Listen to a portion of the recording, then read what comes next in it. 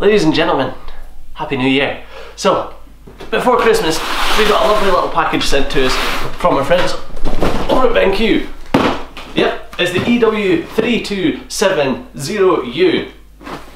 Catchy name, you might want to work on that. It's the latest and greatest in gaming monitors from BenQ, and we're going to check it out.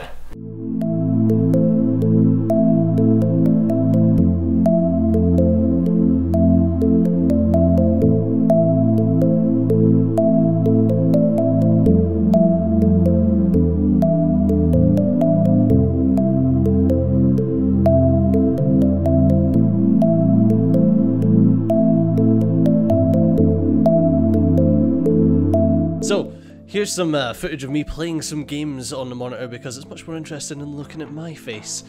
Alright, so the monitor, to read some of the guff that it actually gives you, obviously it's a HDR monitor. It's got opt clarity for ultra fine details, HDR with B.I+ modes, which basically means that they've got some proprietary bullshit that makes the colours look fancy. I've got to admit though, putting the BI+ mode on does make a difference. I mean, it's like on the fly from a button on the front. If you just see it in the bottom right, it's got this weird gold button on the front, which was very strange because you would expect that to be an on-off button, but no, it changes the HDR on and off. So because you can obviously fiddle with the button and turn it on and off, I had a little fiddle of my own while playing some State of Decay 2 with Susie over the weekend. And yeah, you can definitely tell the difference for having the HDR on and off and the BI+ mode, which BenQ like to call their Brightness Intelligent Plus technology, which apparently, and I'm going to read a bit of marketing gumph here, detects the ambient brightness and color temperature to adjust display settings to deliver balanced brightness and color temperature to match any environment. Basically it's telling me that it's got a little spy camera that's telling BenQ exactly what you're doing at any point in time. No, I'm kidding. Apparently detects ambient room light so that it can determine what the best brightness is for you. You know, kind of way that your phone does that. At least that's the way I'm assuming. But one thing that I did notice is that obviously I was playing State of Decay, which goes through a dynamic day-night cycle. I did notice that the screen looked phenomenal during those nighttime scenes when everything was supposed to be really dark, and that's one of the complaints that I normally have for games, is that at nighttime things generally aren't pitch black. You can see, your eyes adjust, and it'd be nice to see that in a game, but the way that this dynamically adjusts the brightness of the scene so that you can actually see everything was quite phenomenal. I mean, if you skip back to my my YouTube playlist that I have on State of Decay, I did complain a lot about the darkness being too dark. Yet when I was playing it on this monitor, I could see absolutely everything, and that sounds like total snake oil. And I do understand that that's the way it sounds, but it was actually a phenomenal experience. I was pleasantly impressed by it. I mean, it is a 4K monitor when it comes to it, although personally it feels like it's more of a 4K TV. It comes with some built-in speakers as well, which gotta admit, kinda tinny. Apparently it has some super resolution, which enhances standard image quality, so if you're not watching anything in 4K, or if you've not got a 4K input, apparently it will upscale them to 4K, although, I mean, who nowadays doesn't actually have a 4K monitor? It's also got one of those USB Type-C connectors for your display, which I actually don't have anything that uses USB Type-C, although it gives you one of them in the box as well. I was just using HDMI 2.0 for it, which is like most of the stuff I've got. The monitor also boasts that it's got AMD FreeSync, but who in this day and age still uses an AMD graphics card? I have no idea, but apparently it matters for people. They like having FreeSync. Ugh. The other thing it's got is BenQ's Eye Care, which is once again a proprietary name for making the screen go less blue. So it's like those fancy gaming glasses that you used to get. Spoilers, I used to work for a company that made them. Yeah, you probably know the one.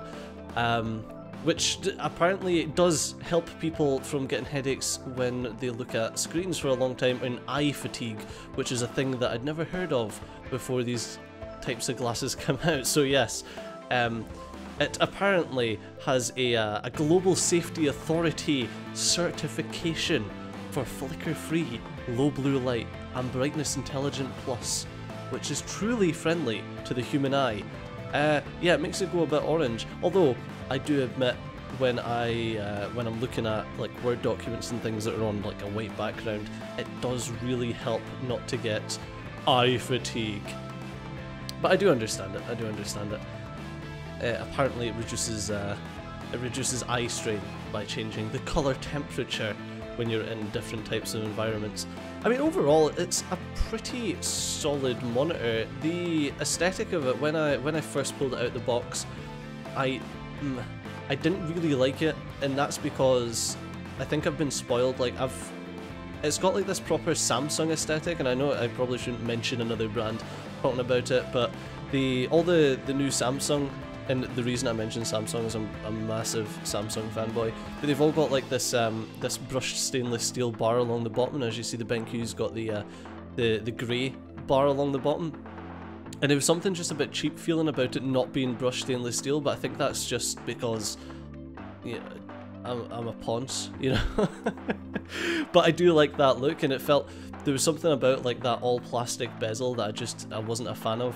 But to be brutally honest with you, you're getting a monitor, not the bezel. Like, it's understandable, it's supposed to be in an office, it's not supposed to be like a mainstay in your living room. But other than that, to talk about the thing that actually matters, you know, when you're buying a screen, is the picture quality. It was fantastic. Like, I had it side by side to my Samsung, and I've got to admit the picture quality was much better. But unfortunately, it won't really come over in the footage that I'm showing you just now, because obviously the footage is the footage of the screen and then recorded on a video camera, and then scaled up for editing and then scaled down by YouTube. So yeah, it's very difficult to get an accurate representation of what it looks like on the old YouTubes, but do take my word for it. I mean, that's why you're looking at a review, because I suppose you're going to take my word for it. That's kind of the point. But yeah, I was pleasantly surprised by it. The picture quality is fantastic. The build quality is actually really nice. Like, it feels nice. You can angle the screen up and down to obviously your viewing angle, and there's been a lot of monitors that we've had before, including Samsung's, that the actual tilt is either really awkward or you have to force it, and then you're like worried you're going to break the screen. It's super smooth and like really nice feel to the overall build of it. The only thing that was slightly disappointing was, as I says, it'd be nice if it was, instead of the plastic on the bezel, if you could incorporate a nice bit of metal there, just to push it to that next level, would have been great. But that's just me, because I am a bit of a ponce when it comes to stuff like that. But regardless, let me know in the comment section below if you've tried out any of the BenQ monitors, or what your go-to brand is for monitors.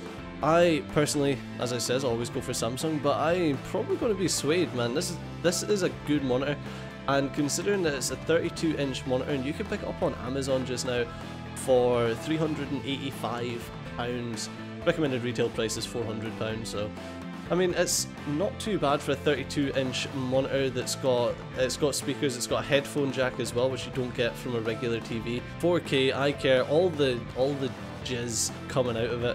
But unfortunately, that's all we've got time for in this video.